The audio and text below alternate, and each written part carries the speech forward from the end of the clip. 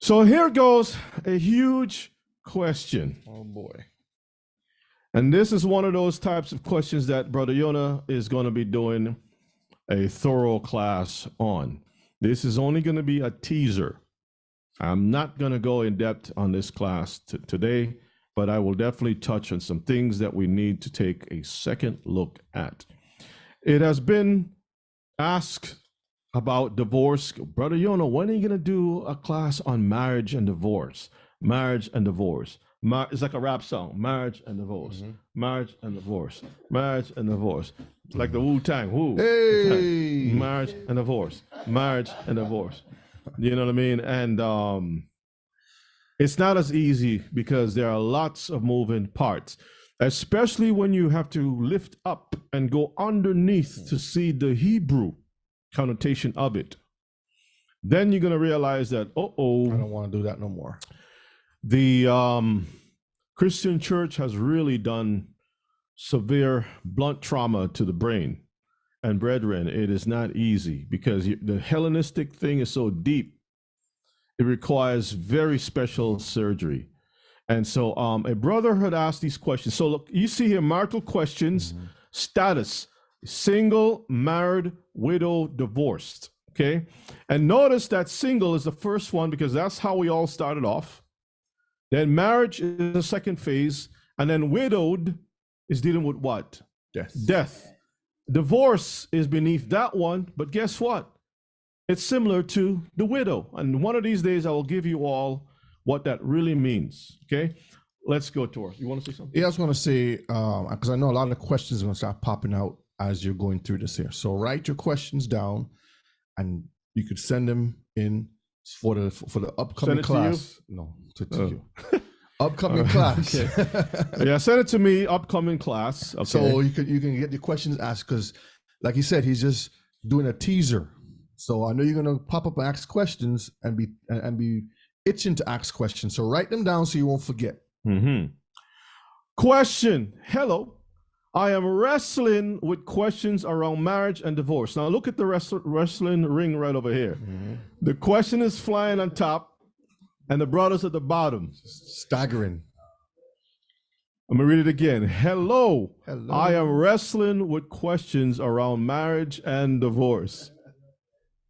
The women of today are very difficult to deal with. Now, listen, I didn't write this. Uh-oh. Brother Shake and Brother Sapasa. I did not write this. I know. Some of y'all may think, Brother Yona's at it again. On the sisters, no.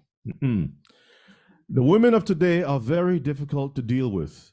I was married twice and divorced. Getting divorced was the only way to get what? Peace.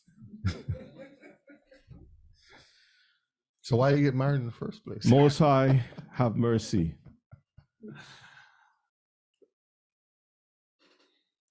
You got to pause for a second. For a moment of silence. Uh-oh. Getting divorced was the only way to get peace. And through the divorce, I've lost my children. It's a sad thing, but it's true. The law makes provisions for multiple wives. And this is another part he's expressing. And most patriarchs have multiple wives. Israel was built through multiple wives. Yet Yeshua states that if we put away a wife and take another, we sin. If you have a wife that is evil towards you and is rebellious, doesn't listen to you, and disrespects you, you can't put her away unless she fornicates? What does that mean by except for fornication? Shouldn't it say for adultery? Like I said, this is a very big mountain. This is like Everest. Okay? And not everybody can make it up to, what do you call, they have the summit.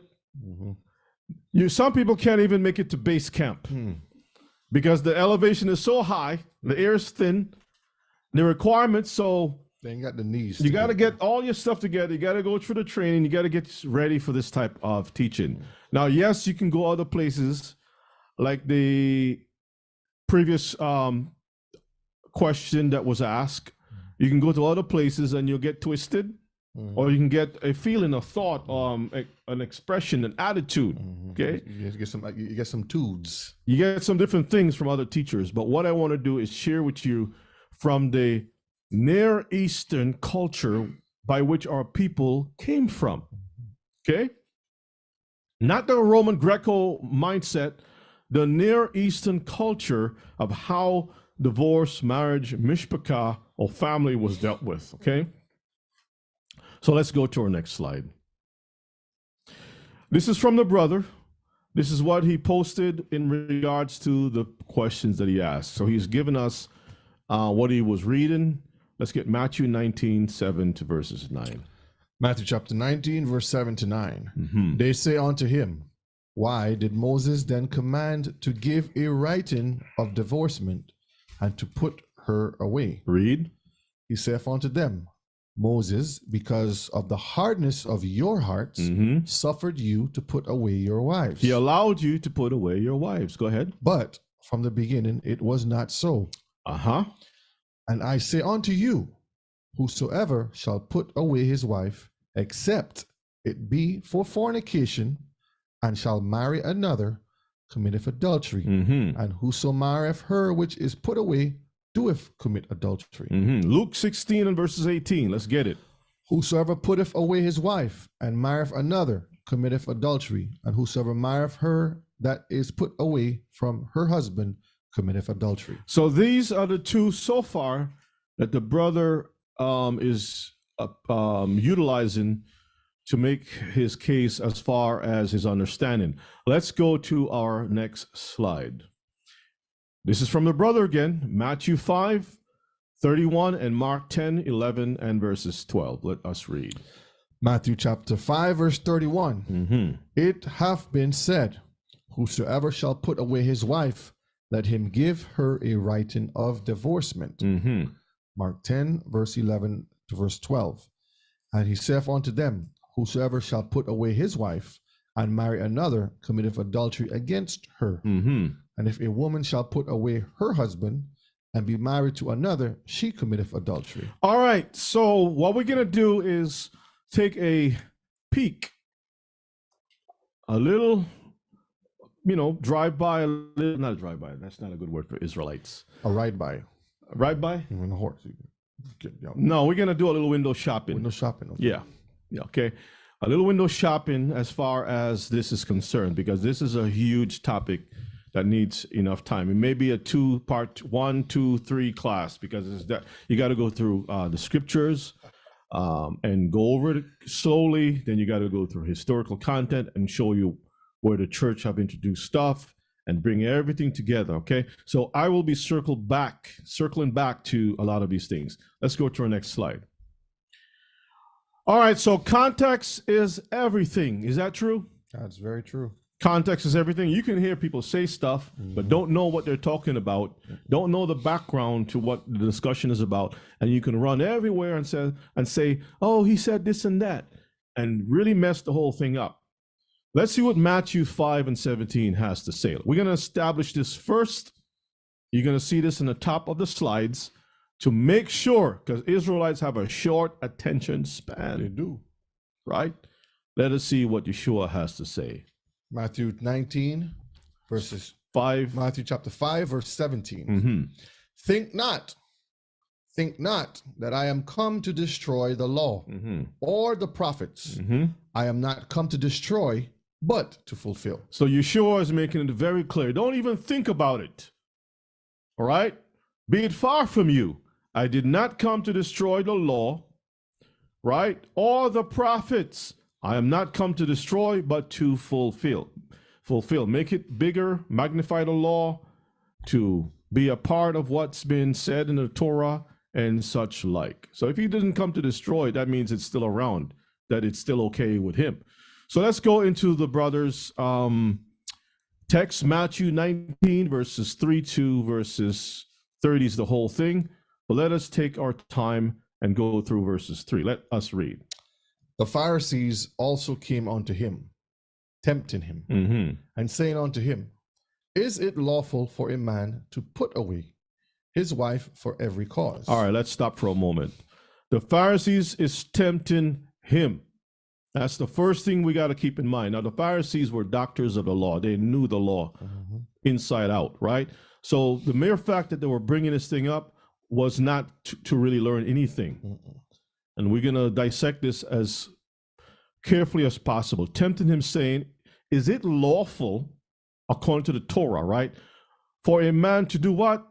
Put away. And I put the Greek word next to it, apolio, his wife, for what? Every cause. So that means to say that a wife can be put away for a cause, right? Notice the question. I got that in brown over here. Notice the question. What is the context of the question? They're asking about what? Does it say divorce? It says what? Putting away. Put away.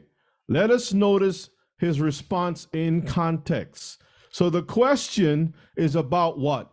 Putting away. Does this say a divorce? No. No.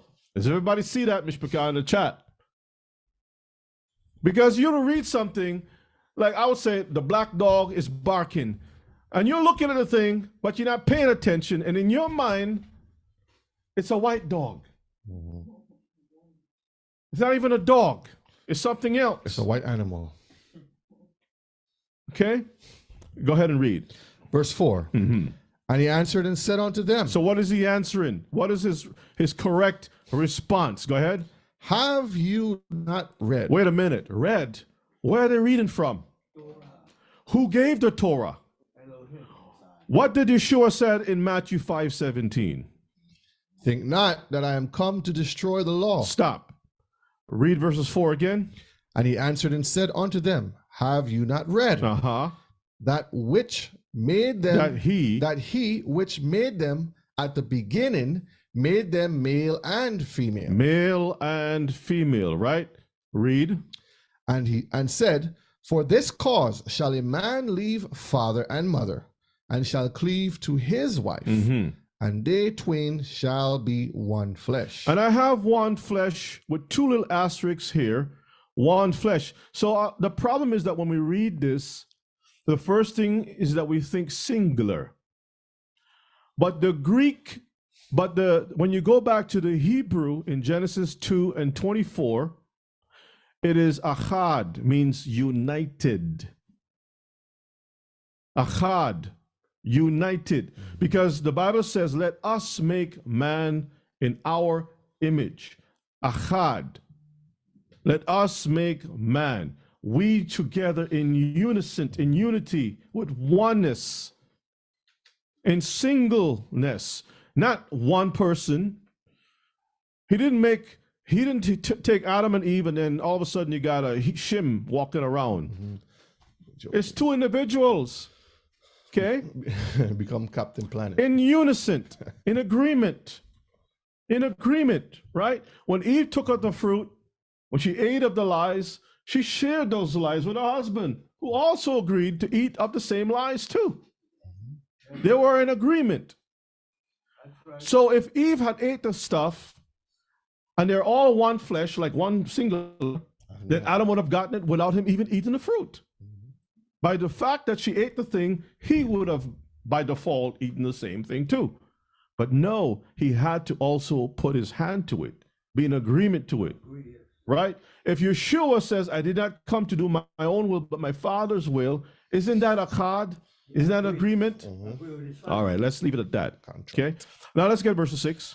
Wherefore, they are no more twain. They're no more, but one flesh. One flesh. Go ahead. What therefore Elohim have joined together, let not man put asunder. Now notice put away in verses 3 of Matthew 19. Put away, and Yeshua is answering the thing, and what did he say? Put asunder. Did he say divorce? Now put asunder is the Greek 5563, and it means chorizio, to separate, to what? Divide. Does it say divorce? No. Separate. Separate. Is separation and divorce the same? No. Two different. Come on, Mishpachah. Separation and divorce. Let's go to our next slide. Actually, was the question about divorce? We asked that question. We're going to ask it again. Was the question that the Pharisees asked, was it about divorce?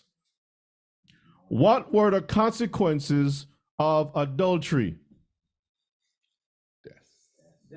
Death. Death, right? Stoning. So if a man is putting away his wife, the question is she going to die? Is it worthy of death? Him putting her away, does that merit death? No. Okay. So the Bible is saying, the question is it lawful to for a man to put away his wife for every cause? Every cause. So that means that there are causes by which what? You can put a woman away. We're going to look at an example. Let's get Deuteronomy chapter 22. And let's get 20 to 22. What's the consequences for adultery? We want to establish the Torah first so we can get a proper understanding. Let us read. The book of Deuteronomy 22, verse 20 to 22. Mm-hmm. But if this thing be true, and the tokens of virginity be not found for the damsel, Mm-hmm. then they shall bring out the damsel to the door of her father's house, Mm-hmm. and the men of her city shall stone her with stones that she die, Mm-hmm. because she hath wrought folly in Israel, to play the whore in her father's house. So shalt thou put evil away from among you. So adultery. This damsel, the father says, hey, my daughter is a virgin. The man takes her. She's not touched. Bring her home. Finds out, well, man, I don't see any signs of that she's a being true. virgin. Mm-hmm. Look at the sheet. There's no signs here, right? Comes out to the father. What did you sell me? You sell me some used goods. The father says, no. Look at this thing right here. Okay. Then the father says, daughter, is this true? Well, Dad, Tyrone. Let's leave Tyrone alone. What's it, Tyrone? Mac and cheese. The mac and cheese. Mac and The cheese. mac and Big, cheese. yeah, Mac. Big Mac. Big Mac. Brother Mac. You never like Big Mac, but I've always liked Big Mac. I don't like this other guy right here. And so we was planning on getting married, and you switched things up, and so he was going to ask you, but you went ahead. That girl is going to be put to death. Is that correct? Mm-hmm. Let's go back to the slides. You want 22 or no? Yeah, let's read 22. I'm sorry. Verse 22, if a man be found lying with a woman married to a husband, Mhm. then they shall both of them die. Mhm. Both Both. the man that lay with the woman and the woman, so shalt thou put away evil from Israel. So both have to die. And of course, we can talk about the woman caught in adultery some other time. All of these things will come up. Those things will be addressed at another time, okay? Yes, Elder. This what we're talking about here is not for the world, it's only for Israel. Right, it's for It was Israel. only commissioned to Israel, not the world. That's correct, Elder. That is correct. All right, so put away. Apolio, the definition. Put away, all right? Again, read Matthew 5 and 17. Think not that I am come to destroy the law Mhm. or the prophets. I am not come to destroy, but to fulfill. So the King James translates Strong's G630 in the following manner. It says release. The man is releasing. To put away. Put away, send away, let go, set at liberty, let depart, dismiss.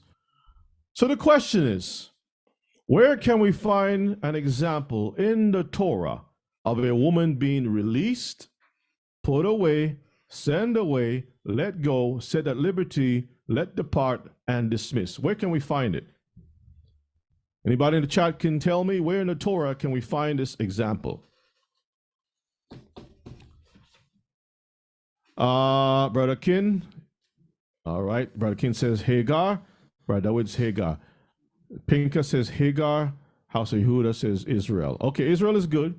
but the Torah itself, the Torah. All right, that's good, Brother Kin, Brother Pincus, and Brother David. Very good. That is a very strong case to show that a woman was what? Put away. Was she divorced? No. She was not divorced. She was released. Is that correct? Mm-hmm. Has the Most High ever done a putting away or put asunder? Let's go back to the previous slide. The Pharisee says, is it lawful for a man to what? Put away. Yeshua says, what Elohim have joined together, let not man put asunder. Mm-hmm. That is what? Release. Mm-hmm. Released. Y'all get it? Yeah. Okay? All right. So he answered based on the question. It's not talking about divorce. Okay? So let's see what Malachi 2:16 has to say. Book of Malachi, chapter 2, verse 16. Uh-huh.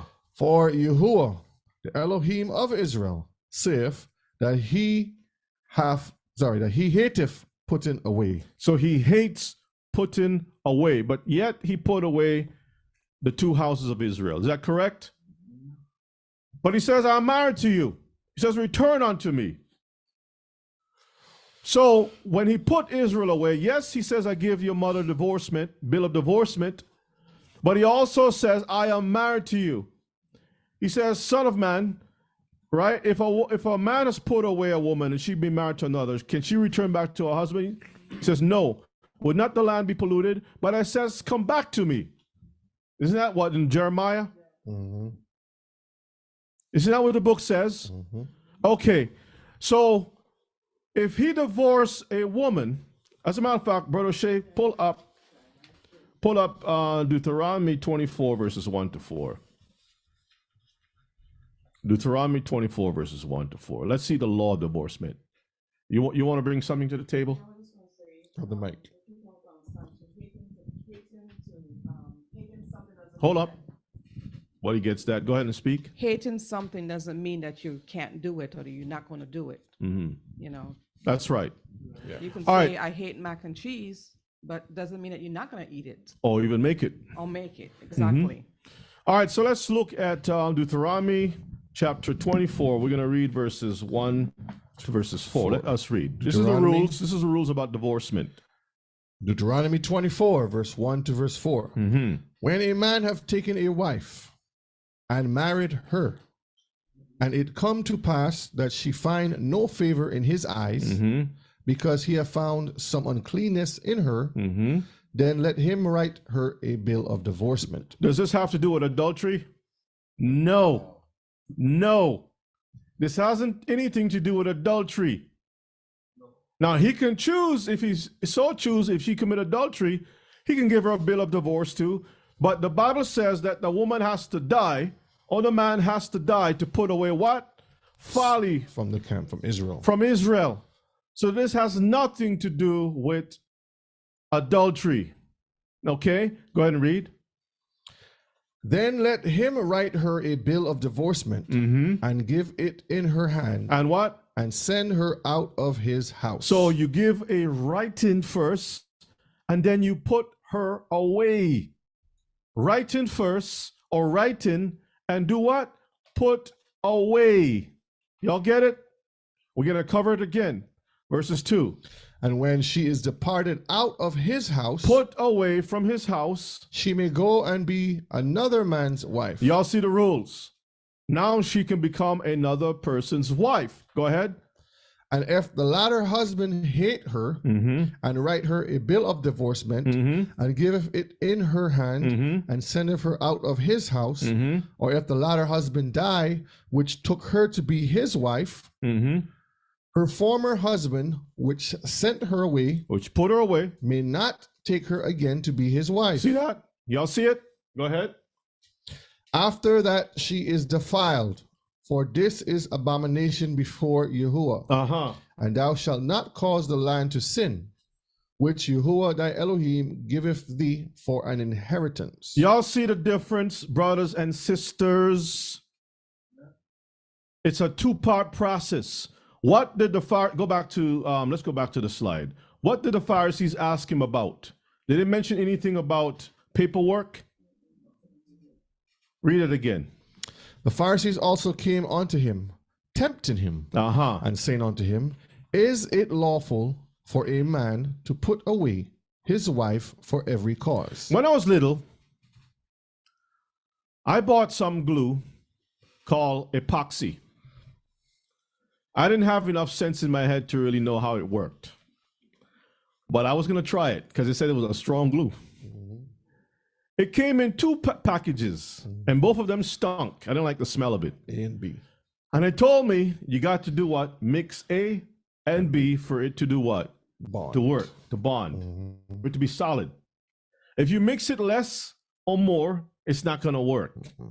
And lo and behold, I tried, and it didn't work for me. So I stuck with the singular one, the plain, simple one. You squeeze the thing, it sticks. The crazy one.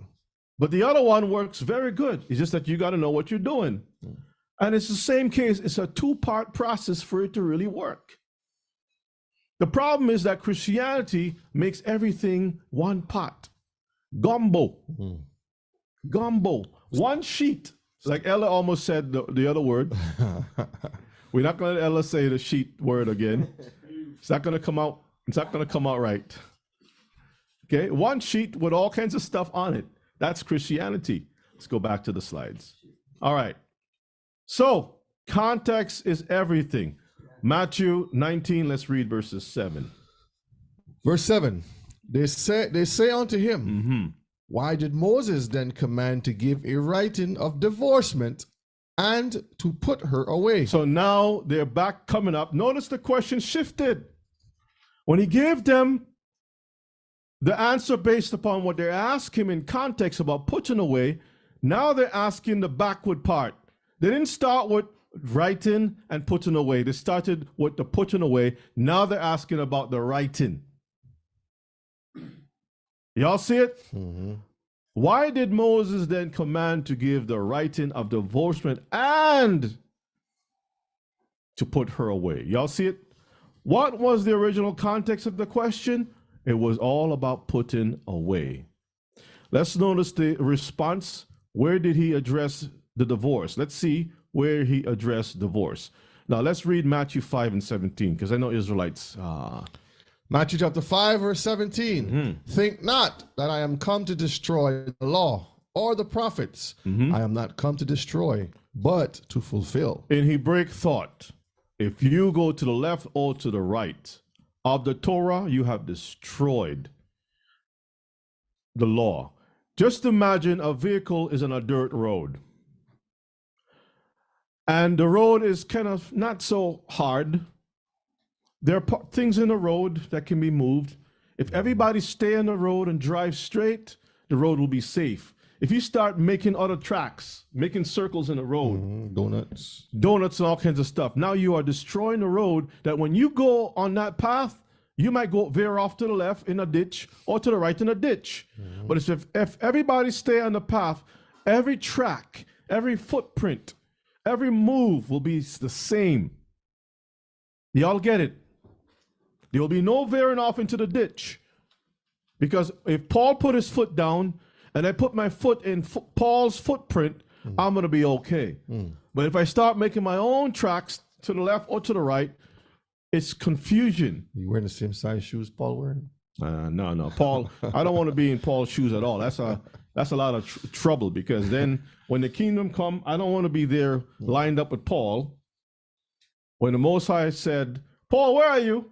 Paul's way in the back of the room hiding from, because everybody says, Paul said, Paul said, Paul said. I'd rather be like Peter. I have very few books, few letters, short and sweet, right? Hallelujah. All right, let's read. So let's see what his response was, verses 8. Verse 8, he said unto them, Moses, because of the hardness of your hearts. Hardness of what? Your hearts. Suffered you to put away your wives. But from the beginning it was not so. Notice that he talked about suffered you to put away your wives. But did he say anything about divorcement? All right, let's continue on. Verse 9, and I say unto you, whosoever shall put away his wife, except it be for fornication. So you can put away your wife. Now, fornication And when you dig into it, which I said I'll do it later on, it's not about sex. Automatically, when you read the word fornication, your mind is like sex, ding-a-ling swing. That's what people always think. Write this down, Mishpachah, because you're going to ask this question again next week. Adultery, extramarital affairs. Extra? Breaking of a contract. No, Mishpachah. Adultery is simply mixing. Because when he says defile, the land is going to be defiled, it's because you got too many ram goats In the same. with one female. And that's a problem because who is the daddy of these young goats that's coming up? Let's see what the paper says. Which one is it? That's why you see the ram goats, when another one is coming to deal with the female, if it's one female or two females, he will fight. He'll be like, You see, you see that you see that in nature. All animals, all male animals compete for the female. They don't take turns. They compete. y'all get it, right? Maybe I should do class outside by elders chicken pen or something. Go out there and do tour from the chicken pen and point and show you all some stuff so y'all can see, because for some reason most of our people have lost. Everything is stuck in a church mindset. You know what I mean? Like a bad vehicle, the transmission is broken, there's only one gear. Reverse. Reverse. No brakes. No brakes and reverse. Okay, and everything is handbrake. You pull it. All right, read verses 9 one more time. And I say unto you, Whosoever shall put away his wife, except it be for fornication. Now tell them what it is again, because they forget already. Fornication could be either some kind of thing that is displeasing in the house, breaking the commandments of some kind, or something that's displeasing. Go ahead. And shall marry another, committeth adultery. Committeth what? Adultery. How? Okay. All right. Continue on. And whoso marrieth her which is put away doeth commit adultery. All right. Notice he didn't say he that marrieth her which is divorced is committing adultery. He says he that marrieth her that is what? Put away. Question. How can a man commit adultery by putting away his wife? Let's see who's thinking.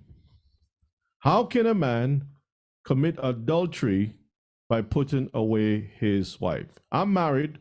I put away my wife. How am I causing her to commit adultery? Messing with a married woman. Okay, how is that? I want y'all to think. What is putting away? Go back to the definition. Read that for me, Brother O'Shea. Release. Send away. Let go. Set at liberty. Let depart. Dismiss. Go to Deuteronomy 24. Pull it up on the screen. You just had it there a second ago. Right? Go back to verses 1. Read that again. Verse 1 of Deuteronomy chapter 24. When a man have taken a wife and married her, and it come to pass that she find no favor in his eyes, fornication, because he have found some uncleanness in her, fornication, then let him write her a bill of divorcement. First stage, go ahead. And give it in her hand, and send her out of his house. Second phase, put her away from his house. Y'all see that? That's the rules. That's the rules. So how were the people operating? Go back to the slide. Let's go back to the question. How was the people operating? Brother Pincus, you said, Brother Pincus said, let's see. Okay, Rodley says she's still married to him. That's correct. Michael is going back to her. No. Pincus says she is not released from the law of divorce. That is correct. Brother Barry, she's separated, not divorced, and seen other men. That is correct. Yared Yah says, Israel says, not giving her sex, then marrying another, okay. Woman for sex. Okay, for sex. All right. She is not released by paperwork, by official decree. Where can we find an example in the Torah of a woman who has been released, okay, but not divorced? Released, but not divorced. Some of y'all have answered Hagar before. Remember when Hagar ran away from her husband's house, what did the angel say to her? She says, go back. Remember the problem that Sarah had with Hagar. It was what? Fornication. It wasn't sex. It was Fornication. Fornication, which means that what? She was not pleased. It was not pleased. She was upsetting the house. And what did Abraham do?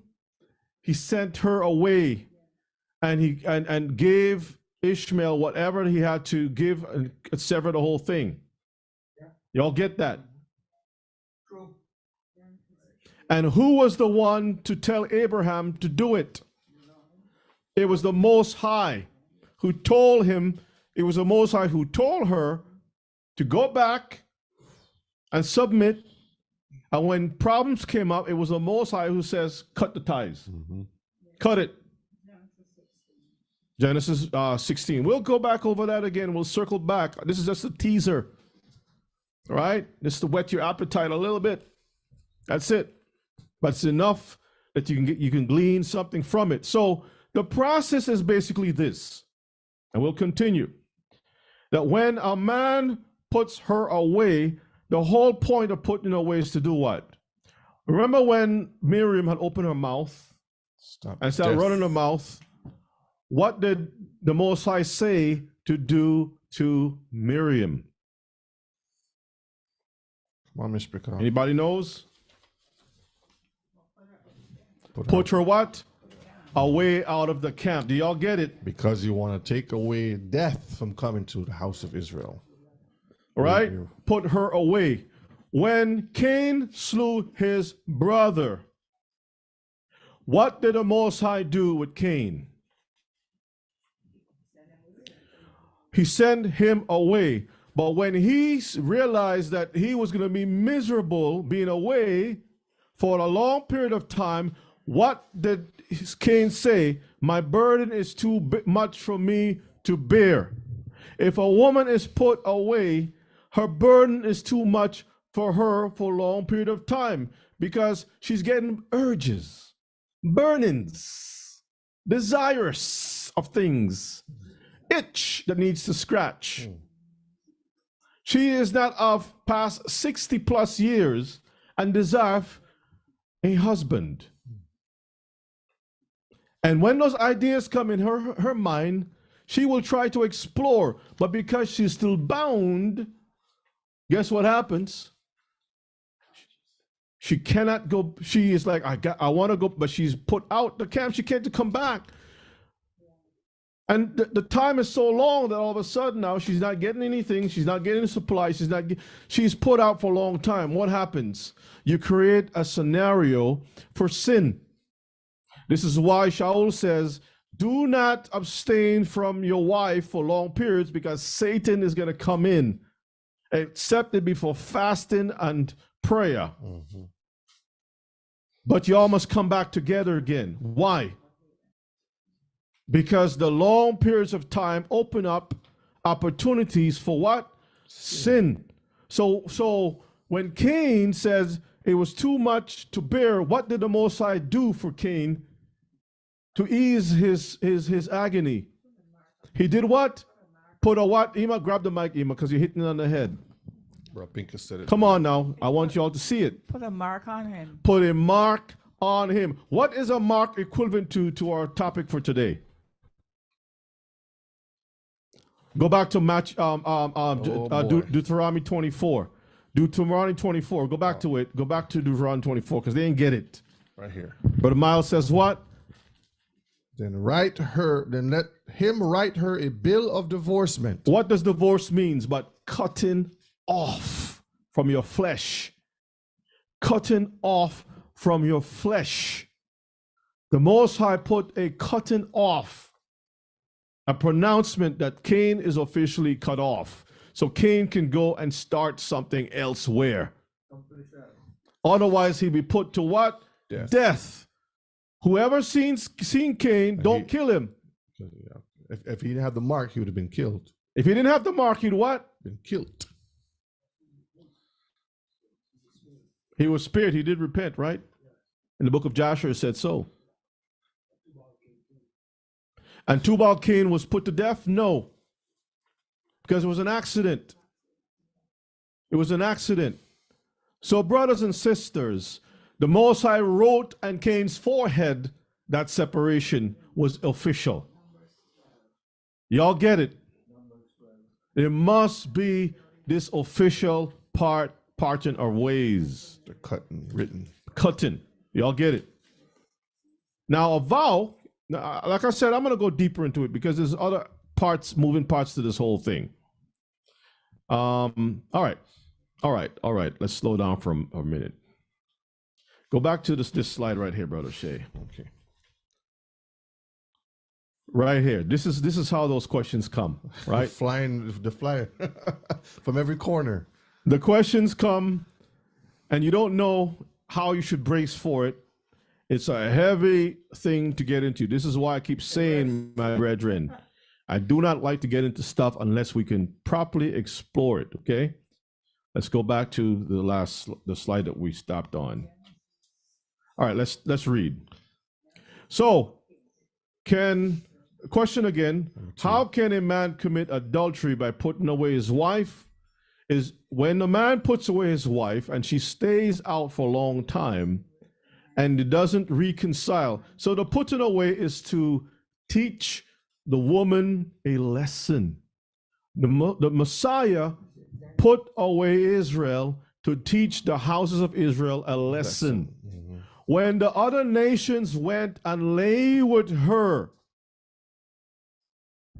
when the other nations went and lay with her, why do you think the prophet said that those nations will be destroyed? Why? Because they touched a woman that was put away and not divorced. Mm-hmm. They committed adultery. They lay the rules that another man lay with a woman who is in covenant, that man is going to be put to death. The only reason, and I'll just say it in brief, why the woman is not put to death is because Yeshua took the place of the woman. Mm-hmm. He laid down his life in the place of his wife. Mm-hmm. Why do you think Adam took the fruit and ate of it? Same reason. A type of the Messiah. He bear the price of his wife. So when the Messiah showed up, he's not going directly to the woman. He went straight to Adam. What have you done? Mm-hmm. Well, she ate the fruit, so I ate the fruit. Okay, this is what's going to happen to you. See, when you come to the New Testament and you're trying to understand the death of the Messiah, you're never going to get it because you're getting it from the Greek perspective. Mm-hmm. And I'm giving it to you from the law. Read Matthew 5:17 again. And that's the key, Mishpachah. We have to understand reading this in context, because that's what this is about. Context is everything. We take it from Greek glasses. We had classes on this before, and we want to read English stuff and not understanding the context of Hebrew idioms, practices, culture, and it goes out the window. And I gotta do it slow, Brother Shay. Yeah. Slow. It's like removing bandages from sticky wounds. Matthew 5:17. Think not that I am come to destroy the law. So we talked about the law. The law states the process, and you can see the theme of the law with Cain being put away, and then he complained. Just the same way with a woman being put away. She complained like, when am I going to come back? I have to live my life. Set me free completely. Genesis 4, 9 to 16 is where with Cain, right? So a mark is put on his head. Okay? The woman receives a written thing so that everybody can know that she's free, right? free, yeah. She can't come back. She's available. free. He can't come back to Adam's household. He's cut away from that. Mm-hmm. Start your own colony somewhere else, right? Read on. Or the prophets. Uh-huh. I am not come to destroy, but to fulfill. And you can see the prophets declare that the other nations will be destroyed because Israel is in covenant relationship with the Messiah. This is why it gives him validity or right to destroy the nations, because he's bound to his own law. Yeah. He cannot go outside his own law. No. If he says you touch a woman and this woman is bound to this contract, this ketubah, and you go sleep with my anointed ones, you're gonna die. So what does the Gentiles do? Introduce Christianity, stocks and stones, dildos and daddle-diddles and all kinds of stuff. And all kinds of things. Israel is fornicating and mixing up and adulterating and all kinds of stuff. They got the whole shebang. Yeah, they got their folly days. And they're thinking they belong to Seventh Adventists. Get the idols. I'm a Roman Catholic. All of these are different husbands and stuff. Following other doctrines, doctrines of devils. Yeah. As a matter of fact, it's not even husband, it's lesbianism. Because there's all these different women she's mingling with. All these other women. Foolishness, right? All right. So, second question. Can another man commit adultery by marrying a divorced woman or marrying a put away woman? We just answered that. That's who's thinking. Can another man commit adultery by marrying a divorced woman? Yes or no? The woman is divorced. She leaves the husband's house. Can that man commit adultery? House of Yehuda says no. Brother Gerald says yes. Brother Gerald, you're not listening to the class. No. 9. Niet. What else? Give me some language. Nada. Elder? No. Say no. Francais, no. Okay. All right, Elder. English, no. How you say it in Hebrew? Come on, Elder. Lo. All right. So a man who takes a divorced woman is not committing adultery. Y'all get it? Because did Moses create any laws? No. Okay. All Moses was there was a recipient, just receiving a thing, a custodian. Now remember, we just said the difference in the two. So make sure you write this down. The difference in the two: the paperwork, the divorcement, the cutting away, the mark. Yeah. That's what separates if that person is committing adultery or not. Mixing. Putting away is something else. So can a man commit adultery by marrying a woman that is put away? Yes. Because she is not in his house, but he still is obligated to her well-being. Responsible. He's just not, he's trying to teach her something, right? The same way with Miriam, and the same way with many other instances within the Bible. All right? Okay, let's go to our next slide. Context is everything. Matthew 5:17 again. Think not that I am come to destroy the law or the prophets. I am not come to destroy, but to fulfill. All right, let's read verses 10. His disciples say unto him, if the case of the man be so with his wife, it is not good to marry. It is not good to what? Marry. Notice that the disciples is making a statement. This is not a question. What is the context of their statement? Marriage. Marriage. Not shocking up and putting away and all kinds of stuff. Marriage. Notice the response in context. Verses 11. But he said unto them, all men cannot receive this saying. This is not for every what? All men. Does it say women? No. Men. Oh, so wait a minute. So marriage is based upon the status of the woman. Title exchange. The woman leaves the father's house having the father's title, like a car, like property. The father signs the release paperwork, puts it in the hand of the man. The man takes that paperwork, applies his title to it, and guess what? It's a transaction is over. It's done with. He's responsible now. You got the car. In government, in real estate, there's something called a title search. When you're purchasing a car, there are title searches.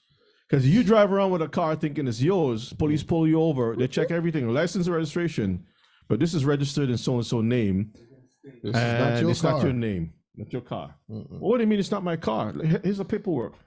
That's a crayon paperwork. Phony. Phony. Baloney. Okay? Counterfeit stuff. Does everybody get it? Yeah. Brother Pinker says that's hard for the modern day woman to take it. I'm not speaking to modern day women. All right. Okay? All right, let's look at his response. Read it again. But he said unto them, Uh-huh. all men cannot receive this saying, Receive. Go ahead. save they to whom it is given. So it has to be what? To only those who is given to. It has to be what? Given. Given. Who's the one giving stuff? The Most High. Now look at how we respond to marriage. Look at how the Messiah responds in context. Verses 12. For there are some eunuchs. What does eunuchs have to do with marriage? The Pharisees ask about marriage. Men who are capable of marriage. Transactions. But look at his answer. People, it just goes over people's heads and they start thinking of all kinds of other stuff. Brothers and sisters, we have to pay attention, man. A lot of times teachers talking and y'all looking at all kinds of stuff. Y'all in all kinds of different rooms and chats and conversations.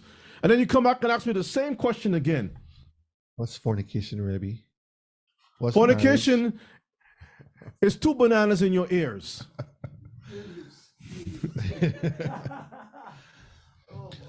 For there are some eunuchs Uh-huh. which were so born from their mother's womb. Eunuchs. What is a eunuch? Anybody knows? Castrated. But do y'all think he's talking about castration? Let's read and see. And there are some eunuchs Uh-huh. which were made eunuchs of men. He's still talking about eunuchs. One that is born Castration. and some made. Go ahead. Which have made themselves eunuchs for the kingdom of heaven's sake. Read on. He that is able to receive it, let him receive it. So it is given and is received. Something is given and somebody receive. The Torah was given and we received it. That's what Shavuot is all about. That which is given and we receive it, right? So he's saying born. Let's look at some examples, right? Let's read Matthew 13:34. The book of Matthew chapter 13 verse 34. Uh-huh. All these things spake Yeshua unto the multitude in parables. And without a parable spake he not unto them. So wait a minute. Every time Yeshua is speaking, he's speaking in what? Parables. Parables. So you think verses 12 is a parable? Let's read. Continue. Hebrew idioms. All right. Where can we find examples? Where can we find examples of men who were, quote, born to be eunuchs, made a eunuch by men, or made themselves eunuch? Whom it is given. So let's put this to the side, Brother Shay. Let's go to Jeremiah 16, verses 1-3. I want to teach you all a few things here. Yirmiyahu 16, verses 1-3. Let us see some examples, right? Because some of our people, pull this over to the side just a little bit, Brother Shay. This right here? Yeah, okay, that's fine. Yeah, that's good. Let's see what it says. 1 to verses 3. Jeremiah chapter 16, 1 to 3. Uh-huh. The word of Yahuwah came also unto me, saying, So it's given. The words are given, right? Mhm. Okay, read. Thou shalt not take thee a wife, Uh-huh. neither shalt thou have sons or daughters in this place. Oh, so somebody's telling you to be what? A eunuch. A who? A eunuch. A eunuch? No, I'm not a eunuch. You knock. No. You the knocking. Okay? You're not knocking. I knock, you knock. We all knock. Verses 2, let's read. Verses 3. Verses 2. Verse 2. Thou shalt not take thee a wife, Uh-huh. neither shalt thou have sons or daughters in this place. In this place, go ahead. For thus saith Yahuwah concerning the sons and concerning the daughters that are born in this place, Mhm. and concerning their mothers that bear them, Mm-hmm. and concerning their fathers that begat them in this land. Now, was Jeremiah not appointed from the womb? Did not the Most High call him from the mother's womb? Yep. Yeah. It's called. Was he not born for such a time as that? Mhm, Oh yeah. Didn't he not desire to get married? mhm. And the Most High says, you will not take a wife. The Most High was making him a eunuch. From the For womb. his own sake, for himself. Is that correct, Mishpachah? Yeah. Let's look at another example. Isaiah 39, 6 to 8. Let's look at another example of a eunuch. Isaiah chapter 39, this is a prophecy, 6 to verses 8. The book of Isaiah chapter 39, verse 6 to verse 8. Uh-huh. Behold, the days come, that all that is in thine house, Uh-huh. and that which thy fathers have laid up in store until this day, shall be carried to Babylon. Nothing shall be left, saith Yahuwah. All right, pause for a second. Sister Brenda, in Arkansas, I like what you put here. It says, circumcise hearts by obeying Torah from the womb. And so you can see how when you look at circumcision, according to the word of the Most High, it's never singular. It's always two components. It's always one on the other. You can be physically castrated in the flesh, but you can also be spiritually castrated as a eunuch. You can be a eunuch in the flesh, and you can also be spiritually a eunuch by abstinence. Y'all get it? Mhm. And it's the same way with circumcision, and also the other way too. And you can combine it. You can be both in the flesh and also in the heart. So let's read verses 7. Verse 7. Mm-hmm. And of thy sons that shall issue from thee, Uh-huh. which thou shalt begat, Mm-hmm. shalt they take away, Babylonians will take them away. and they shall be eunuchs in the place, In the palace. of the king of Babylon. So the Babylonians will castrate them. Y'all see that? So you can see castration here. Now, Jeremiah did not castrate himself. Nobody forced it on him, but the Most High forced this on him that he could not have a woman. Take out the desire from him. Stopped him, Yeah. blocked him, right? And we can go a little bit deeper because a man can be defective in his loins. No sperm is active. A woman could be barren. No eggs is active. You don't really know certain things. But the desire is still there. And the desire is still there. You can try and try and try. Nothing is coming out of it, whether it's a male or female. Mhm. But when you're castrated, it's like even the coming together. Y'all understand me? Because what sense is a person getting married and you know you cannot perform at all? Okay? That's a death sentence. That's a death sentence. And I'll go deeper some other time into it. I don't want to get into all that right now because the eunuch itself is a subject by itself. Okay? All right, let's read verse verses 8. Uh-huh. Then said Hezekiah to Isaiah, Good is the word of Yahuwah, Mhm. which thou hast spoken. He said, Moreover, Mm-hmm. for there shall be peace and truth in my days. Let's get 1 Corinthians chapter 7. We'll pick it up at verses 1. And let's look at another example of being a eunuch for the kingdom's sake, right? 1 Corinthians chapter 7, verse 1. Mm-hmm. Now concerning the things whereof you wrote unto me, it is good for a man not to touch a woman. And that's the key right there, touching a woman, because a eunuch, if a person is unable to bear seed, the desire to touch a woman, is it still there? Yes. If you cannot produce seed, or you're infertile, let's use that word, you're infertile. If you're infertile, you still have the desire to touch a woman. You all get it. You still have the desire. But a eunuch, that desire is gone. So he's talking to an audience who has desire to touch a woman, to have sexual encounters with a woman. It has nothing to do with your heart, like, it's just about just heart alone. It's not about that at all, Mishpachah. It's your ability. I wrote these things to you. It is not good for a man who has the ability to have sex with a woman, to have sex with a woman, to touch her.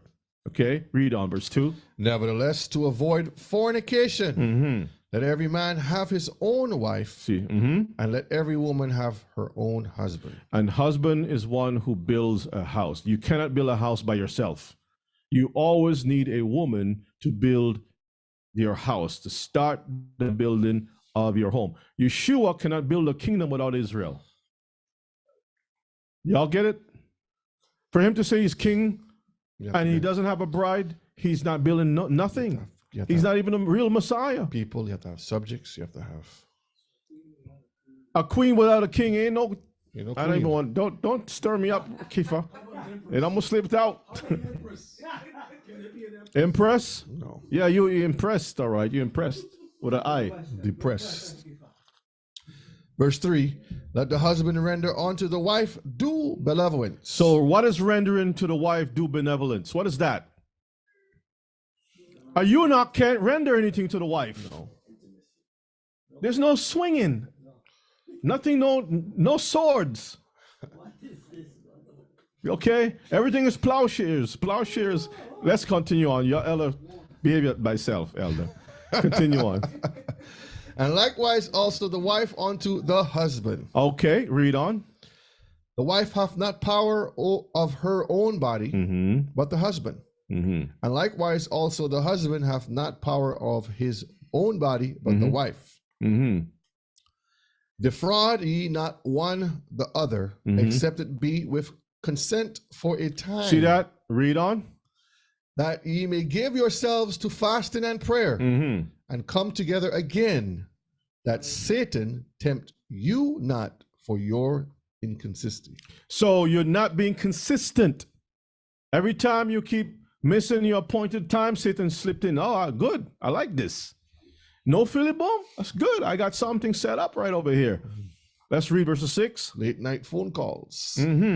But I speak this by permission, and not of commandment. Because he doesn't command anybody's house. He doesn't rule over anybody's house. Read on. For I would that all men were even as I myself. And what does he mean by that? Does that mean that Paul cannot have sex? No. No.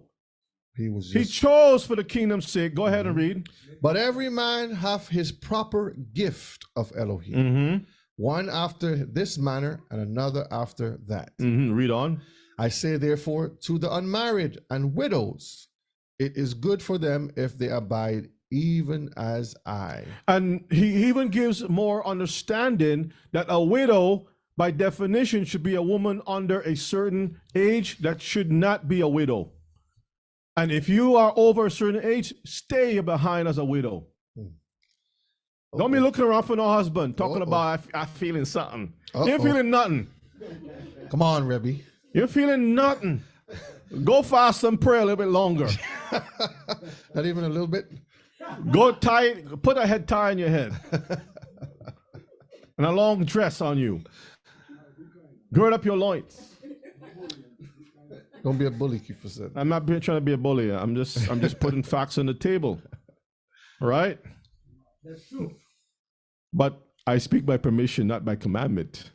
So if the widows after a certain age want to venture off and there are brothers who want to take them, that's up to you. Okay? Again, I speak by what? Permission. And not by commandment. Read on. Verse 9. Uh-huh. But if they cannot contain, Uh-huh. let them marry. Let them what? Marry. If you cannot contain your loins, Fires. get what? Marry. Go ahead. For it is better to marry than to burn. Y'all see that? All right. Go ahead. And unto the married I command, yet not I, but Adonai or Yahuwah, let not the wife depart from her husband. Like Hagar. Put away, right? Go ahead. Verse 11. But if she depart, let her remain unmarried, or be reconciled to her husband. And that's what putting away is all about, to be reconciled. Y'all get that? This is why Yeshua came for the reconciliation for all the house of Israel. Read the prophets. Read Matthew 5 and 17. Think not that I am come to destroy the law or the prophets. Or who? Or the prophets. That's it. That's it. Let's go back to verses. And let not the husband put away his wife. Verse 12. But to the rest speak. To the others I'm speaking. Speak I. Not Adonai. The rest of these things, I'm the one that's talking. The Most High is not really bringing this out. This is just my counsel. Go ahead. If any brother have a wife that believeth not, and she be pleased to dwell with him, let him not put her away. See this? Because what it's talking about is what? No thing in his eyes, no pleasure any longer in his eyes. Like it is pleased. Like my wife doesn't believe in the Most High, but she does everything else. Now, some people will get into your ear and put a spirit on you to make you forfeit that woman, even though she's doing everything else, just that she doesn't, follow along in the way that you are doing it. She's not committing any sin per se. She's just not where you are in your walk. Right?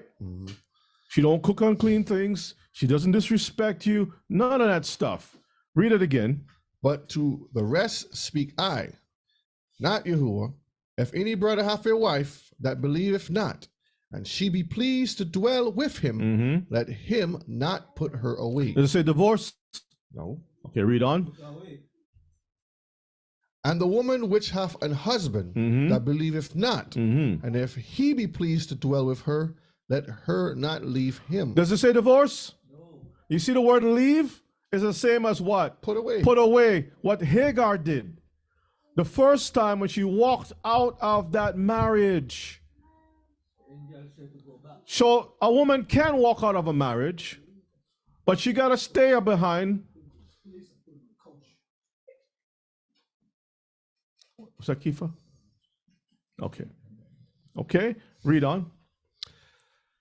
Verse 14. For the unbelieving husband is sanctified by the wife, and the unbelieving wife is sanctified by the husband. Else were your children unclean, but now are they holy. It's like Nabal and Abigail.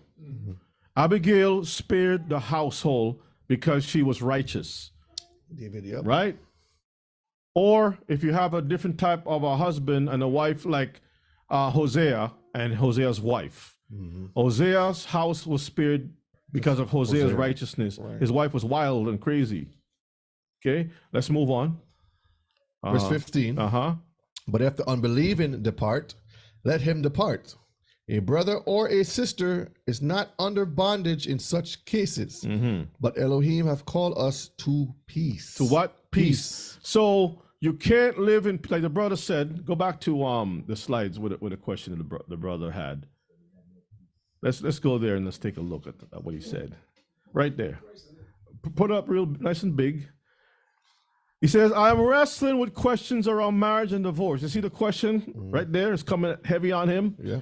The women of today are very difficult to deal with. You call it modern women, right? I was married twice and divorced. Getting divorced was the only way to get peace. Y'all see that?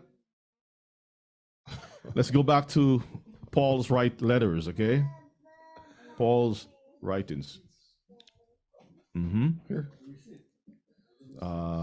Back to the verse of reading. Yeah, the verse. Verses 16. 16, For what knowest thou, O wife, whether thou shalt save thy husband, or how knowest thou, O man, whether thou shalt save thy wife? And remember what Abigail said? David was coming to kill you. But if I didn't step in to do this and that, you'd have been dead. And then the Most High caused a chicken bone to go sideways in his throat. He fell back, boop. That was it. Not kicking And no David more? says, what? He wasn't kicking no more? Abigail free? Squire, yes, my lord, go get some good horses. Don't get the donkey. Don't get too slow. Get the horse. Go down by Nabal's property. And let's see what Abigail, bring this letter for her. Don't even open it up. Just give her the letter. And you see those roses? Roses are red, my love. Violets are blue. Oh, boy. Hey, remember we saw the king in the other thing? Okay, all right. The king, right?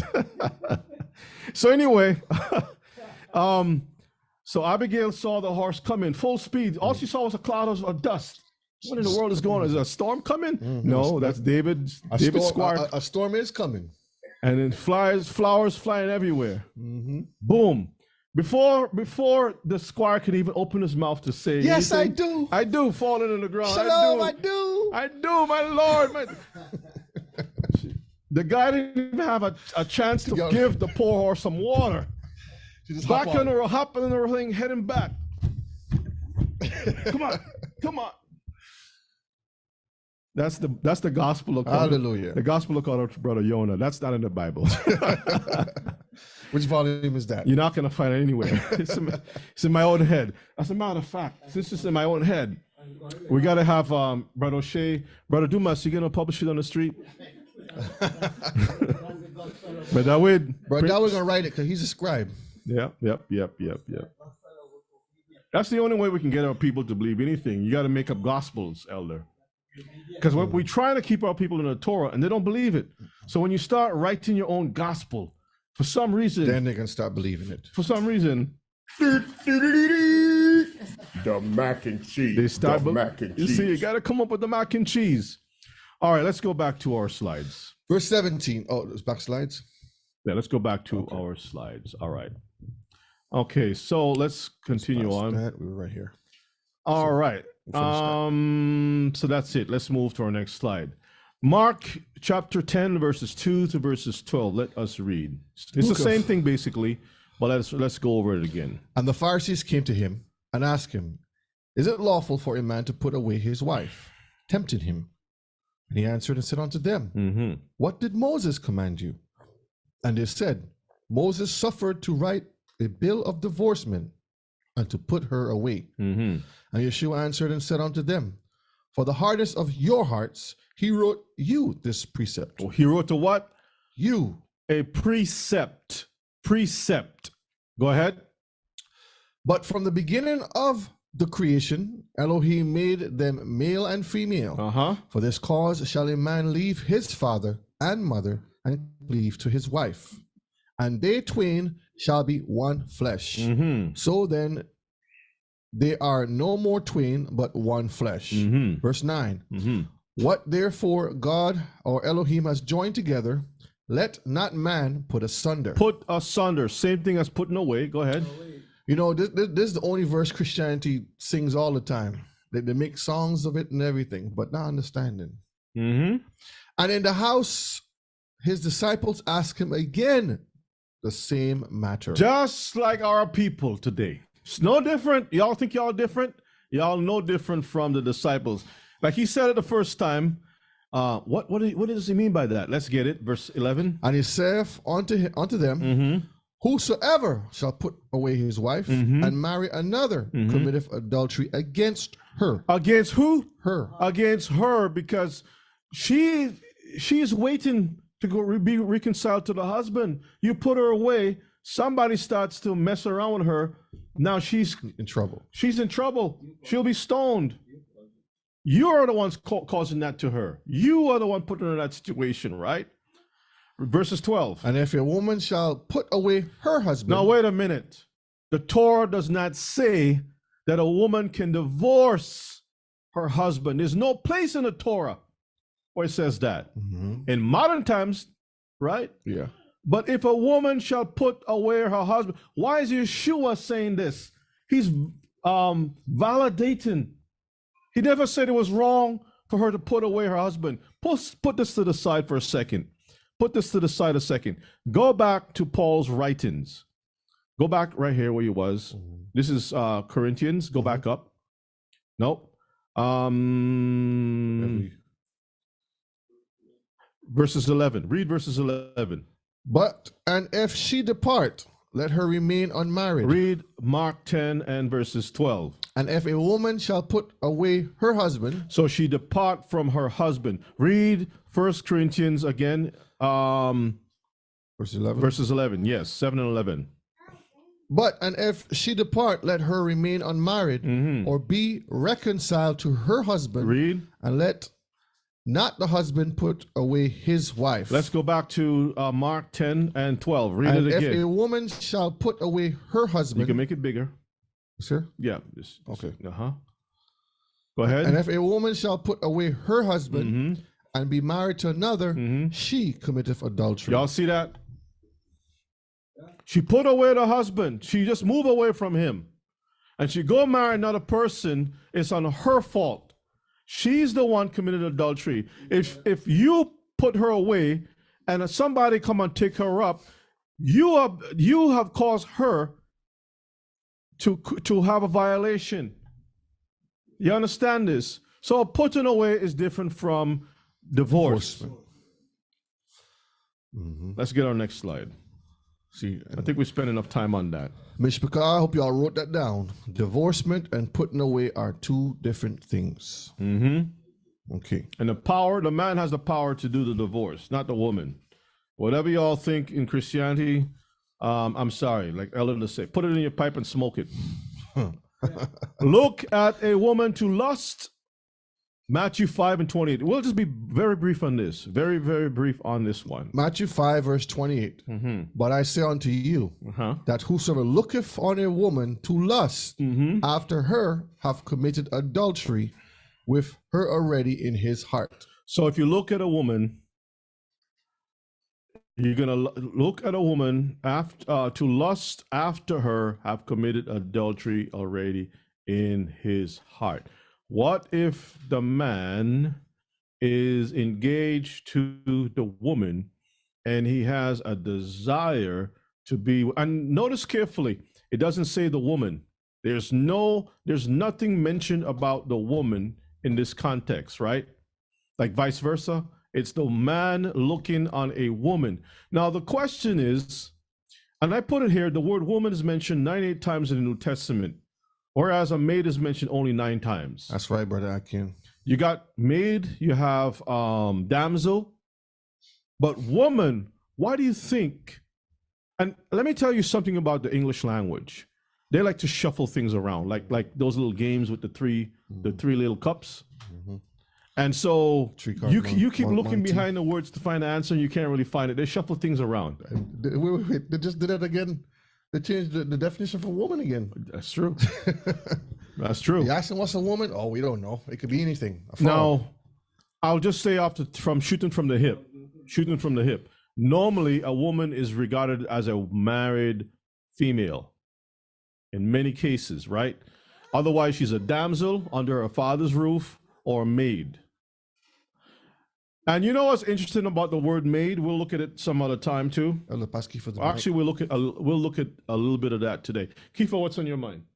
We'll touch on that today. It'll be very interesting to many of you all. Y'all will be shocked, not shocked, shocked with an A. Shalom, shalom. In some cultures, that woman is also identified by the way she carries herself and the way her head or hair is pinned up or dropped down in certain cultures that is seen. So you have an idea of if she's betrothed or if she's single. That's right. And Brother Barry said it right. Senora versus senorita. That's right. And that's a good one too, Kiefer. That's a good one. Mrs. Miss. Mrs. or Miss. Yeah. A flower. A lot of those things are lost now. Culture, yeah. Nobody don't practice it no more. Yeah, just taken. Yeah. So keep that in mind. We will look at this another time. So the brother continues to lay some examples, looking at the examples in the scriptures of marriage, and let us see what it says. Can you read, Brother O'Shea? Fathers choose brides for their sons, or sent a servant to find a suitable bride. This is what the brother's bringing out, okay? Bride was a virgin from a good family, Hebrew culture usually. And he's talking about Hebrew. In a Hebrew culture, this is what we do, right? Fathers agree upon bride price, or groom negotiated with bride's father. A feast and celebration was performed, and groom and bride were married. All right. Now, if you look in the background, you can see a guy with his head hang low. Why is that? Because the reality is that doesn't happen today. If it happens, it's not here in this country, for sure, in the West, right? So what we're getting is slim pickings. We don't even know what in the world we're getting. And when you look at the whole thing, you're shaking your head like, oh, Lord, what has happened to me? Getting catfished. You know what I mean? What has happened to me? Now, again, this is just a teaser. We're going to cover this thing. As far as marriage is concerned, there is verbal Give it the mic. connections, verbally. There is also included the written. There's a consummation, and there's a fourth part to that too, which is entering land or household, coming into another house. From one house, which is Egypt, into, and we can see this in the theme of Israel coming out from Every Pharaoh, captivity. from one transaction. This is why we had to kill a donkey to a sacrifice, or for the donkey. Otherwise, we had to break the donkey's neck, right? Yeah. Because of the exchange between Egyptians and Israelites. There's a lot of moving parts, like I said, right? A transaction, a price had to be paid. Always. Blood had to be shed. Spilt. So you had coming out from Egypt, that's from leaving one house into the promised land, that's one. Verbal, the Most High spoke the commandments first. When he came down, Elohim spoke all these words saying, We shall do. and that was part of that. And then he wrote the thing down, tables and of then his stone. presence also came and overshadowed Israel. 4 parts, not 3, basically 4 parts.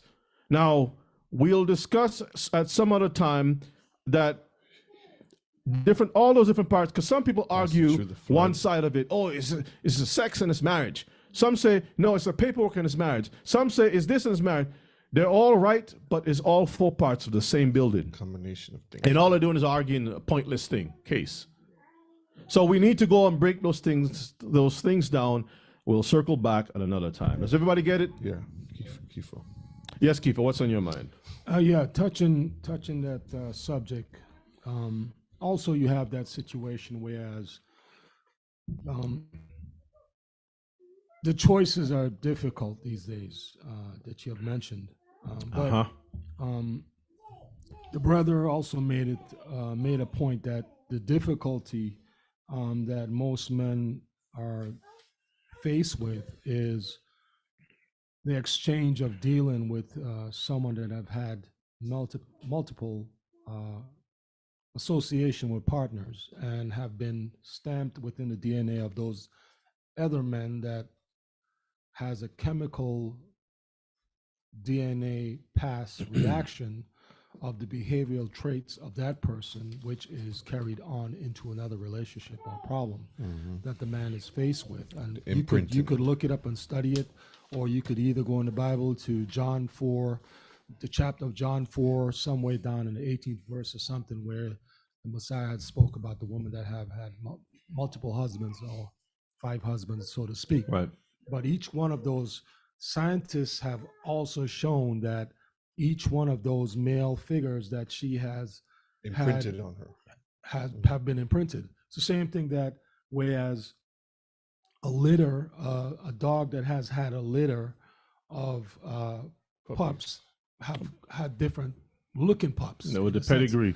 Right, because of that. And that's why most owners of dogs don't let their female dogs run Breed, around yep. or get breeded by other dogs, only by one particular dog, which they can keep that bloodline pure in order to get the best value for Yes, right. that dog. That's right. So if dogs are so important, and also the importance of personal effects in that sense, why can't it be the same with our women or women in general? It's not their fault. It's not their fault. I am not going to blame the sisters or even the brothers with regards to what you just mentioned. It is a system of lies that has been told to our people. And you have a whole barrage of pastors who support or uphold those lies every single weekend and make people feel imprisoned by certain things. Sister Zahara asked a question. What if the woman divorced her husband for safety reasons, life and death? Again, in Israel, divorce is done by the husband. Yes, Kifa. But also to touch on it, it's not only the sense of accepting a responsibility that comes with it. It's recognizing it and also trying to work within the parameters of it.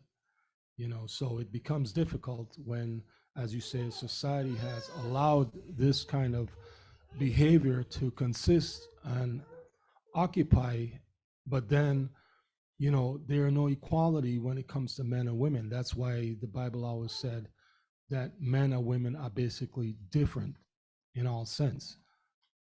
We're going to cover that, Kifa. We're definitely going to cover those things. All right, let me go back to Sister Zahara's question.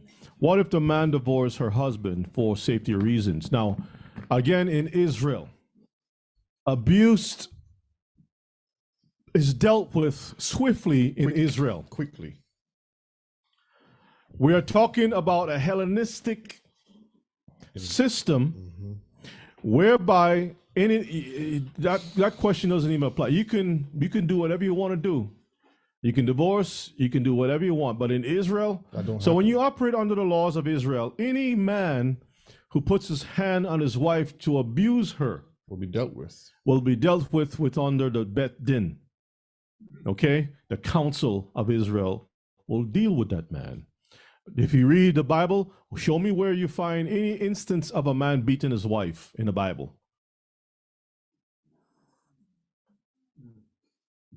Show it to me. Okay? All right. Next question. Sister Marvis had asked, I don't get it, your answer. I understand how a man can cause a wife to commit adultery by putting her away and not giving her the paper of divorcement. But question number one is, how can a man commit adultery by putting away his own wife? What did I miss? Okay. Yes, both of them will be committing adultery. If he puts away his wife and she is married to another, she sleeps with another, right? She's causing the man who lays with her, he is causing the man who lays with her committing adultery because he violates a contract. It's a paperwork, right? Yeah, I get paperwork, contract. And the man is violating his own contract, okay, himself, and he's causing his wife to also, so you got three people being in violation right there. Does that make sense? Does everybody get it? Three people are in violation. The man himself is an accomplice. Then he put his wife up for grabs because he stayed so long that she's exposed. Another man touches this, that man is also in violation. Okay? Because there's a real contract at play. It's all about contracts. I think that most of us can understand this thing when it comes to land titles. I have some land, and this land is not supposed to be used by anyone but by me. And someone comes and squat on my land, or if I step back and I don't put any visual boundaries saying that this land is my land, and I let bush grow all over the place. It's not kept. Different things is going on for a long time. People look at this land and say, "Hey, this land is available," and then somebody comes and decides to build on this land. They never check the paperwork. They just decide to squat on the land. Guess what? According to the law, that person is in violation, and a price has to be paid for squatting or living on my land. And if I don't say anything, I'm in violation too. Because, like I said, brothers and sisters, I will discuss this thing in detail. This is only a little taste, so let's leave this alone. I don't want to get further into it. There's a lot of moving parts that we all need to look into. All right, brother O'Shea, what's on your mind? I was just going to say, if we can just remember the difference in definition, putting away and divorce. So what causes the person to commit adultery? That defines it. If the person is in contract, meaning married and not divorced, that causes adultery. If the person has been put away. Trespass is based upon a document. A sign, no trespassing. I start doing all kinds of stuff on the property, the police can put me under arrest for violation, right? If I put up, if I say you can go on my land and do whatever it is, and the property, it says no trespassing, I am also encouraging people to trespass, to break the law. If something happens to a person on a property, there are people who will be liable. The owner is liable. He did not put proper signs to let people know that you are not supposed to be in this property. And if a person dies on a property, the owner will be contacted. If somebody buries a body on your property, that's a violation. You can't allow somebody to bury somebody in your property. You all understand this? I mean, I'm trying not to get into any details because there's a lot of stuff here. Rod C asks this question: can a wife put away her husband? Luke 16:18. Brother, we already answered that. Yes, a wife can put away her husband, but she cannot divorce her husband. Putting away is walking out. Brother O'Shea, can you go back again one more time? That's what I keep saying. Go back to the slide. No, Okay. the slides. Definition. Hebrews are not writing these things down. Go back. Definition. Put away. Put Can you read it? away, to release, send away, let go, set at liberty, let depart, dismiss. So, a woman can dismiss herself like Hagar. I've said it already. Yes, Ema, what's on your mind? I think what it says, divorce, it means you get a paper, you get mark. written Paperwork, written severing the paperwork. contract, and then we let go. Yes, but To put away, there's no. there is just by word of mouth or whatever. Put away is the person is dismissed from under your roof without paperwork. Right. So when they have that, they don't understand. Okay? All right. Okay, let's move on. Let's go back. Let's go back to our. So, CK is asking, can a woman be eunuch too? No, she cannot be castrated. She doesn't have a seed. Thank you, Brother Dumas. She doesn't have a seed. Okay? When she have a seed, then yes, she can be a eunuch. And she has a dingling, yes, she could be a eunuch. Okay? All right. If the woman can't divorce the man and she is not happy in the marriage, can she ask her husband to divorce her? Yes, she can ask her husband anything. She can ask her husband anything. It is the husband's decision. Take the mic, Brother Dumas. Yeah, speak on. Shalom, Brother Duma. Shalom, family. Shalom. Now, Ima and I were just talking. She mentioned how in some African countries, the women tie up their private area so that men cannot enter in. Yeah. I guess, they cut some of that private area too. I've heard of. Again, they don't carry the seed, but I guess it's something interesting to think about. It's the same type of idea where But that's not our culture, though. Exactly, absolutely, that is not at all. They do that there to the women to take away that desire and stuff. Right. But that doesn't. All that does is scar the person and make them irrelevant in that sense. But that's not in our culture. Absolutely. That is the Hamite culture that they do that kind of stuff. And it destroys the women when when they're pregnant and about to give birth. Yes. It destroys them a lot. Yes. Yeah. So again, Ms. Pakal, you have to remember, divorce deals with writing a contract, written words, the cutting off, severing, meaning you're marked, it has been finalized. Putting away is you just remove yourself out the way, but the contract is still there. So when we ask these questions, remember the two differences that will help you understand when a person is going through adultery or fornication or whatever terms you're going to use. These things have to be put in the right context, because people mix them up all the time and they think to themselves that they're the same. And then you have all these questions.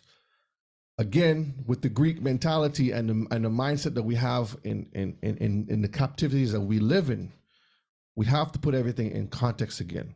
We can't go by what we have been taught in westernized culture, the way how, because again, westernized culture is just to say it's a melting pot. Every place on this earth comes under one banner, and you have a whole bunch of confusion because people are looking around to try to get a point of reference. Well, why are they doing that? Why is this different? Why is that different? And all the cultures are forgotten.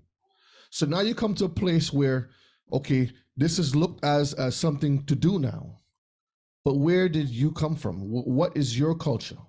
Our culture is a Torah. What is written? That's why we're not supposed to remove the ancient landmark. When you go back and you look at what the forefathers have put, what the Most High has instructed the forefathers to put, we read it many times, the law and the prophets. This is where we have to stay in that protective barrier. When we step out of that, that's when we have all the issues that we're having today. The questions pop up because we're following a westernized, Europeanized a way of thinking and practicing. All right. Thank you so much, Brother Shea. Rod C. has another question. In the Bible, are the children the fathers or the mothers? In modern times, the children go with the mother most of the time. Okay, so even in history, it is always the father, the one who produced the seed, the one who holds the contract. It's never the mother. Mm-hmm. The mother does not hold the contract. Okay. Yep. I was just going to say, let's get to the questions we was talking about. Mm-hmm. Write those questions down, Mr. Pakal. All right. So let us continue on. Let's go to our next slide. The brother continues to lay these things out. Are we married in Elohim's eyes when everything is done out of order?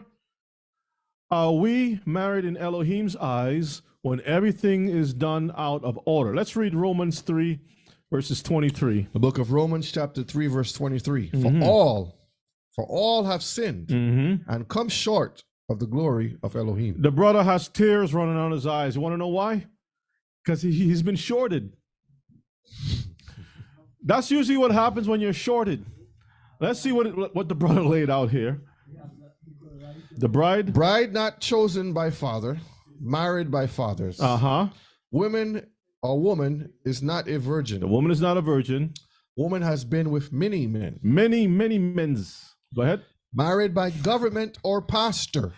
Married by who? Government or pastor. Uh-huh.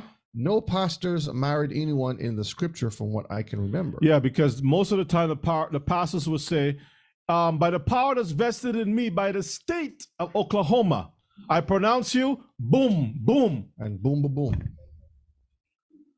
Better and for worse, things that you don't find in the scriptures. And you're thinking, oh, man, I'm married. You're not married.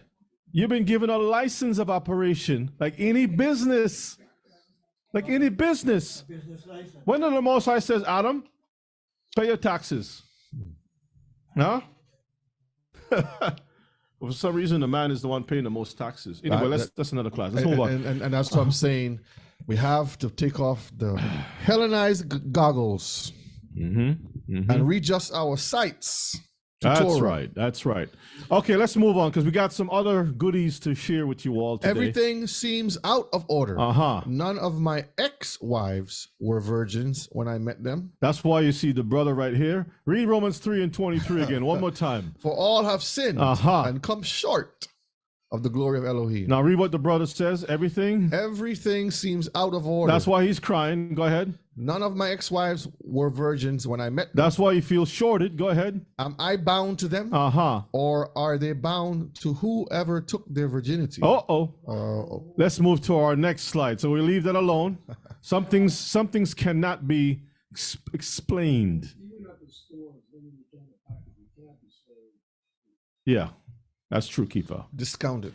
Let's read some verses here that lays out some interesting things about the damsel. Okay, Matthew 9:24. Book of Matthew chapter 9 verse 24.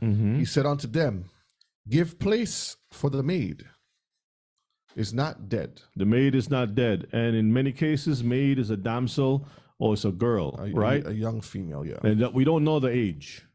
Okay, in some cases when we see those words used. Mark 14:66.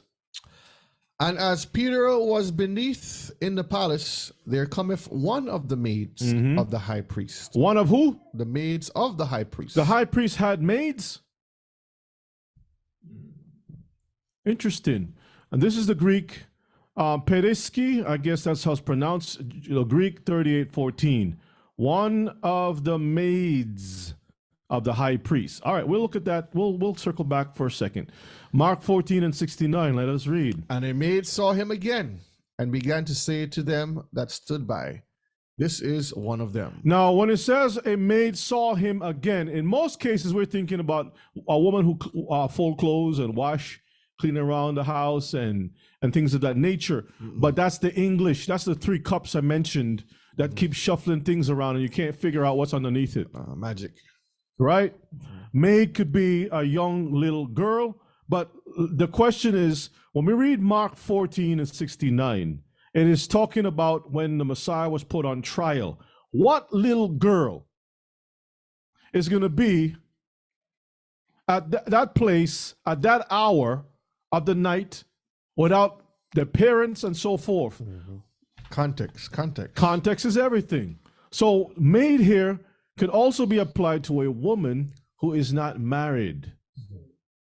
Context is everything. In my small mind of thinking. Grab the mic, Keeper. You're just saying stuff and nobody's gonna. Yeah, well, go ahead. If context is everything, and in my small mind of thinking, and we go back to Deuteronomy, and we go to Deuteronomy 28. Go to Deuteronomy 22, we have the Leviticus laws and dietary laws. Then there is some confusion there because when you look at the bathroom doors, they have one specifically showing the male figure and there's one showing the female figure. And then there's another one showing both half male and half female. So that means that the way how society is set up today, then the bathrooms could be used by anybody. So as Deuteronomy 22:5 says, women should not wear what men wear. And if a woman stands as a man in the clothing of a man, she should be able to go in a men's bathroom. Because that's what the placard says outside the bathroom. All right, Brother Shea is going to pull up the word maiden. And thank you, Sister Marvis, for saying maid is short for maiden. Let's look at this here. So when we read the New Testament, a maiden is basically an unmarried woman, right? It could be a young girl because she's not touched by any man, right? Or it can be an older person of, not a child anymore. That can also be applied. She's just not married. So what the Bible is trying to define for us is status, whether she's married or not. This is why Yeshua says, he didn't say if a man looks at a maid. He says if a man looks at a woman, and I'm only shooting from the hip because I will need to give you the correct connections, that you'll understand in context that he's referencing when he says woman status. And in most cases, if you see a woman in the market, in this wherever, you are not too sure she could be married or not. So the best thing to do is just try not to even engage on certain levels. Okay, so let's read maiden definition. What does it say? It says Old English. Yeah. Unmarried. It says what? Unmarried woman. Uh-huh. A married Usually woman. young, virgin girl, maid servant. All right, that's all we need from that. Let's go back to the rest of the verses, and let's read Luke 8 and 54. Luke 8, verse 54. And he put them all out and took her by the hand and called, saying, Maid, arise. Luke 12, 45. And if that servant say in his heart, My Adonai delayeth his coming, and shall begin to beat the men servants and maidens, and to eat and drink, and to be drunken. So I'm just giving you some little tidbits here for you all to look at, okay, with the usage of the words. Go ahead. Luke 22, 56. But a certain maid beheld him as he sat by the fire. All right, let's go to our next slide for time's sake. So maid. Do y'all know that in the Hebrew, when you see the word maid, it actually can also relate to the word concubine? Strong's Hebrew 8198. Shifa. And this is where you have the word mishpacha. Shifcha. Mishpacha. Mishpacha means what? From an unused root meaning to spread out as a family. See H4940, which is what? Mishpacha, family. So a maid, which is a concubine, is also connected to what? A family. Y'all get it? So Strong's is giving you some stuff here. It says noun feminine, maid servant, cinnamon, which see originally, what does it say? Concubine. Y'all see that? Concubine. Literally maid servant belonging to a mistress. Genesis 16 is dealing with Hagar. Genesis 29 dealing with Jacob's other wives that he had, and so forth. Psalms 123 2. And Zilph. That's right. Proverbs 30:23, Isaiah 24:2. Even where concubine of master. Y'all see that? Concubine. And we can always click on the link and pull it up if you want to do that. Now, let's go to our next slide. I'm going to share something with you all. Read that for me, please. Webster's Revised Unbridged Dictionary. What does it say? One noun, a woman who cohabits with a man without being his wife, a paramour. That's dealing with a maid or concubine, a woman who cohabits. Number two, a wife of inferior condition, a lawful wife. She's lawful, but not united to the man by the usual ceremonies, and of inferior condition. Such were Hagar and Keturah, the concubines of Abraham, and such concubines were allowed by the Roman laws. Wait a minute, read it again. And such concubines were allowed by the Roman laws. So the Romans did acknowledge these things as being legal at some point in time. Their children were not heirs of their father. Let's go to the next slide. Check this out, Mishpachah. Do y'all know that's the key, that you have these hidden things in the scriptures that many of us never looked at when we read the 10 Commandments, or the Big Ten, they call it. Brother O'Shea, read Exodus 20 and 17. Thou shalt not covet thy neighbor's. This is a huge shocker, not even a shocker. Let's read it. Exodus 20 and 17. Thou shalt not covet thy neighbor's house. Thou shalt not covet thy neighbor's wife. nor his manservant, Now his manservant, nor his maid servant. nor his what? Maid servant. That's Hebrew 5:19. Go ahead. Nor his ox, nor his ass, nor anything that is thy neighbor's. So we've been reading this thing all the time. Every Shabbat we say it, we repeat it, but we never looked into it to see that it's referring to a concubine either. Let's look at what King James translation says. It says handmaid, down here? Down here, where it says outline of biblical usage. Maid, servant, female slave, maid, handmaid, concubine. Concubine. Literally, maid servant applied to what? Applied to concubine. Concubine. Y'all see it? And I wanted to touch on the slide before, right here, when it talks about the children not having ear to the father, and that's basically the essence to it. When you have concubines, the children, they get things, but they don't get ear of what the father have for his. And we see that in examples with Abraham. He had Ishmael, and he had Isaac. You see that with Jacob and Esau. You see that all throughout the Torah. Who gets what and who don't get what. So in closing of this particular part, we're gonna move into something else real quick. We'll just take a few minutes and go through it. But to close up this particular part, brothers and sisters, again, we're gonna circle back and revisit these things. This is a perfect example of structure of ancient Israel and structure of how the kingdom is going to be. The Torah itself is telling us, do not covet, and it explains what the man's possession is. And in it, you can clearly see how they shuffle things around.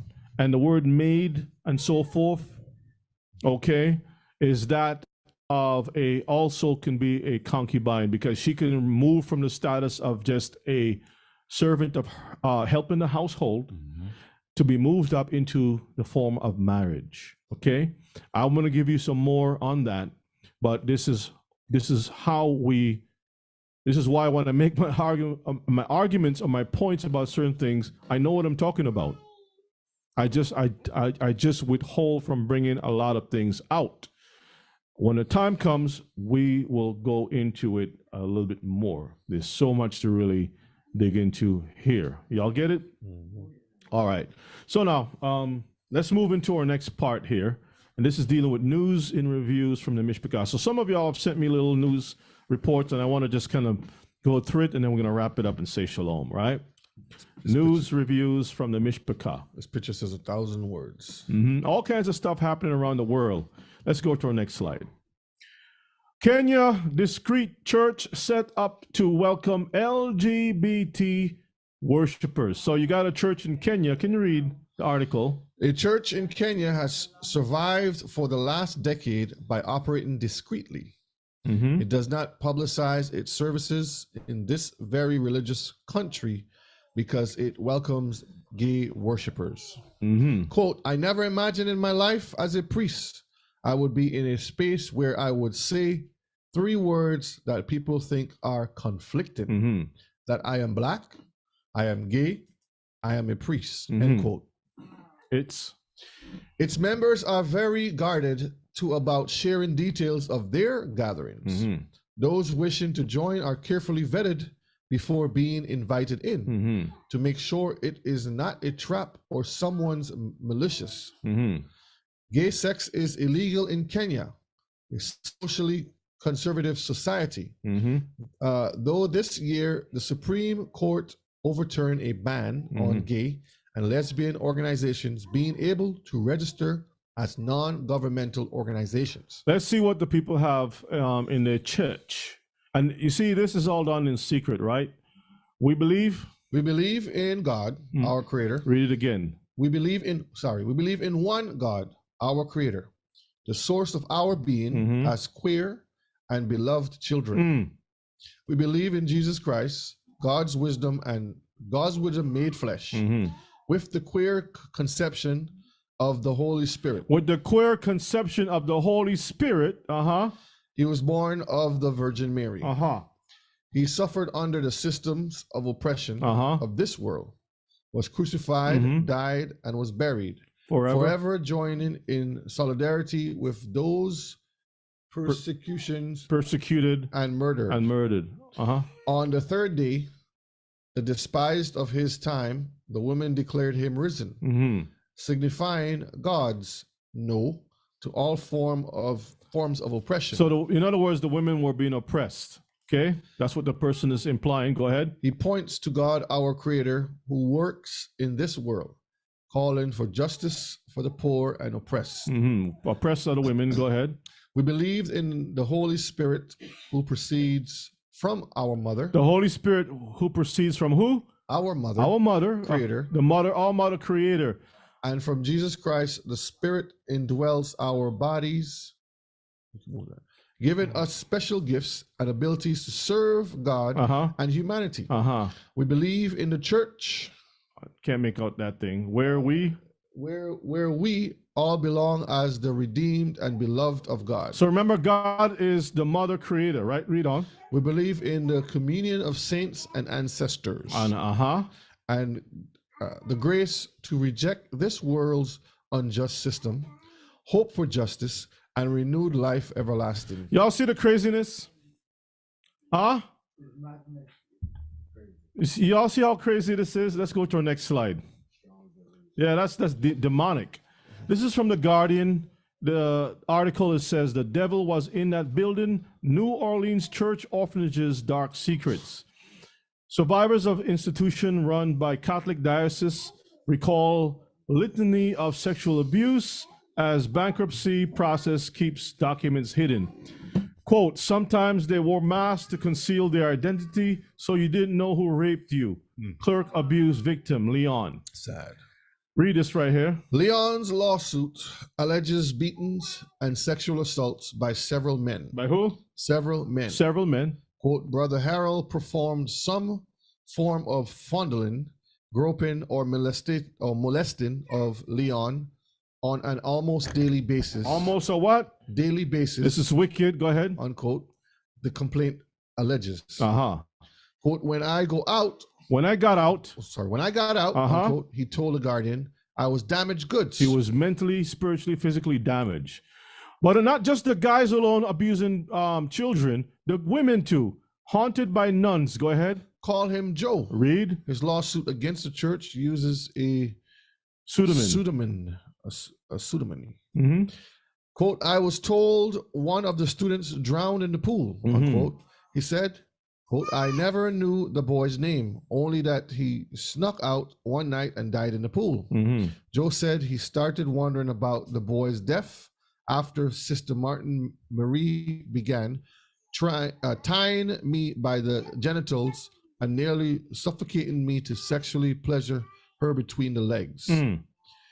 She liked to sit on my face until I couldn't breathe, he remarked. To this day, he said, he wonders about whether the boy who was said to have drowned may have been abused. Y'all see the madness out there in this world? Let's get our next article. We owe it to them. Families of Israelis killed in war find new hope through what? Sperm extraction. What does the Torah says? Numbers 19 and 11. He that toucheth the dead body of any man shall be unclean 7 days. So the families are trying to extract sperm from who? Dead bodies. Y'all see that? How can something good come out from this thing? And these people claim to be the chosen people of the book. Synagogue of Satan. See that? Let's go to our next article. Scientists build tiny biological robots from human cells. Y'all see that? The multicellular biobots can move around and help heal wounds created in plated neurons. That's a nanotechnology. Read this first sentence here. Researchers have created tiny biological robots called anthrobots from adult human tracheal cells that can move across a surface and encourage the growth of neurons in a lab dish. Y'all see that? So to take the tracheal cells from the throat, right? And creating these little things that they call anthrobots. Genesis 6 and 5, let's get it. And Elohim saw that the wickedness of man was great in the earth, and that every imagination of his of the thoughts of his heart was only evil continually. Y'all see that, Mishpachah? Oh yeah. What good can come out from this? You take in something that was not designed for that purpose and you switch it up. And then when the thing runs amok, then you're trying to figure out why all these cancers in the world. Let's go to our next part, Brother O'Shea. Let's look at this. This is from the Messenger News. A woman 70 years old give birth to twins in Uganda. Y'all see that? 70. She is Africa's oldest woman to give birth after she underwent what? IVF in order to get pregnant. In vitro for fermentation. Yeah. That's sex in a dish. Sex in a dish. Fertilization. Yeah. That's craziness. Genesis 6:5. And Elohim saw that the wickedness of man was great in the earth, and that every imagination of the thoughts of his heart was only evil continually. Only evil continually. Wicked, wicked, wicked. Is that it? I think we got a couple more and we're going to wrap it up. This is the last one. No, one more after that. Texas sues Pfizer. Texas sues Pfizer over COVID-19 vaccine effectiveness claim. So when the people are talking about these things are good for you, this and that, you have Texas is saying, hold your horses, all of them. Bloomberg, let's read. And they can't put you in YouTube jail because you're reading what you see. I'm reading what Bloomberg News is saying about. So you're not giving no medical information. No, I'm not.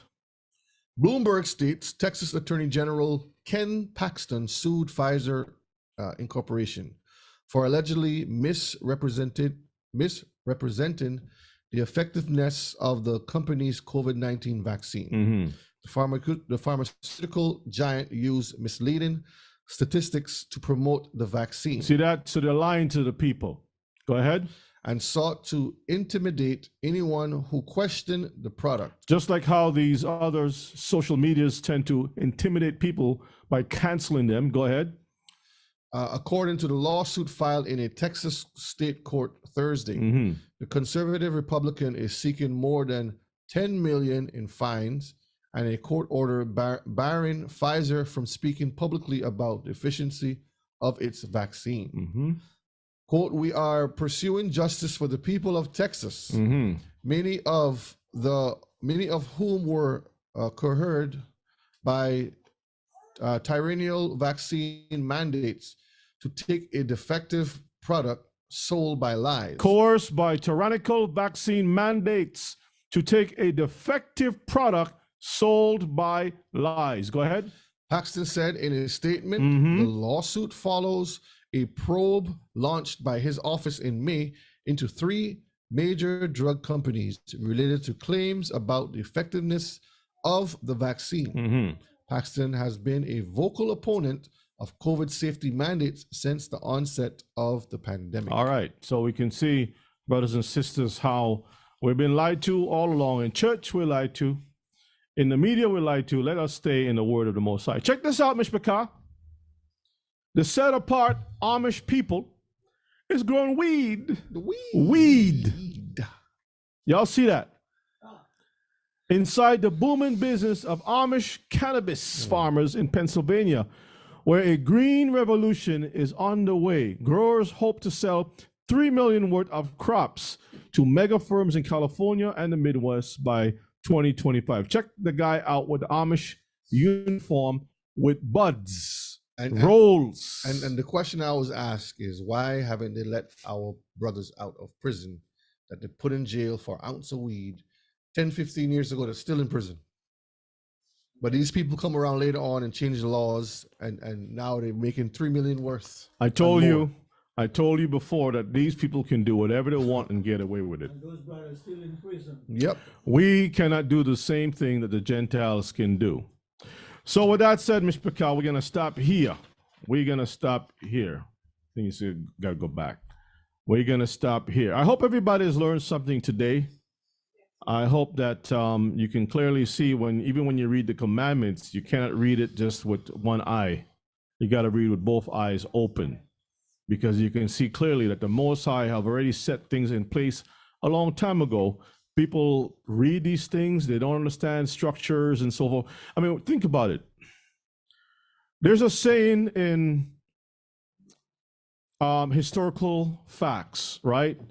That if a man takes on, if a king has maids, which are in many cases, according to what the scriptures is letting us know, the maids can be part of his concubine household. They help serve purposes within the house, and it's not all about sex.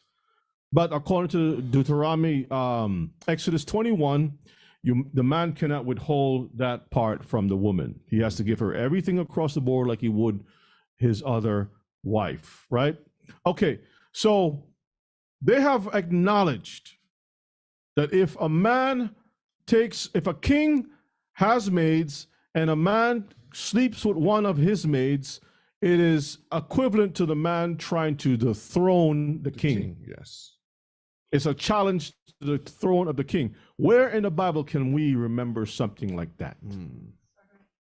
Ema, grab the mic, because I know you know it. Come on, Ema. Grab the mic. Give it to the peoples. Not Esther. Y'all wrong. Not Esther. Come on, Ema. You can say it. Ema. She said where she wants. Where can we find, since Sharit says, David, Solomon. Okay. Come on, y'all. Come on, Ema. Ema, you don't have to get, I know you want to cross the T's and dot the I's. Just say it. It's in Kings. Ema, it's in Kings. David's son, yes, the mercy got it. Absalom, not Absalom. Not Absalom. I'll just tell you, because Ema going to take the rest of the afternoon looking for that. You go ahead and see. The challenge was one of David's sons. One of David's sons. Remember, David was an old man. And there was a beautiful damsel that was searched out by all the community. She was brought into his household, and she kept David warm. We don't know what the word warm really means in this westernized mindset. But David had more than one wife. And obviously, it didn't work with those other wives because they were all old by the time he was an old man too. So they got a young, beautiful woman who can be able to keep David alive and ticking. The thermostat needed some extra boost, keeper. Now, the Bible says that David did not physically sleep with her, which was correct. But she was in such an environment that the laws of not exposing your father's skirt was applied in this instant. This is why it's important for you to know Torah. So when the son went and demanded or asked Bathsheba, is it okay for me to, that I can at least have this woman? She knew automatically what was going on because she knows Torah. She got Nathan the prophet involved in the whole thing, and they went up to David and says, David, this is what's going on. David says, what? Get me Solomon, my donkey, get my stuff together, because this guy, next thing he'll be asking for is a throne. Y'all get it? Ema, what's the thing? 1 Kings chapter 1. Okay? So, okay, Ema, I know you want to dot all the I's. Leave the I's alone for right now. Brethren, what I want you all to understand is that when the Most High says his stuff in the word, it is what it is. Do not try to go and circle around. That's the Gentiles trying to dodge what the Most High is saying. They're making vomit for you to drink, for you to eat. And you're enjoying it. You're happy with it. I am not going to deal with that stuff. Okay? So, with that said, I'm going to stop here. Brother Shay, thank you so much for reading. Brother Dumas, great to have you here with us today and family. Great to be here. Elder, thank you. Ema, everyone, and those of you in the chat for putting in your questions and your comments and everything else. We're going to stop here. All right. Shabbat day, Q&A, and other interesting things. hopefully I've answered those questions. Did I answer those questions, Mr. Carr? Is everything good? Everybody got it. Somebody gonna ask you again. You're not going to be confused. Somebody can contact you and say, Rebbe, Oh my goodness. what's the difference between divorce and putting away? They're gonna ask you again. What is the difference between divorce and put away? What I'm going to do to you, put you away. It's called timeout. All right, with that said, let us close up with prayer. We'll ask Elder to give us a long prayer in the name of Yeshua. No? No. Okay, all right, Elder.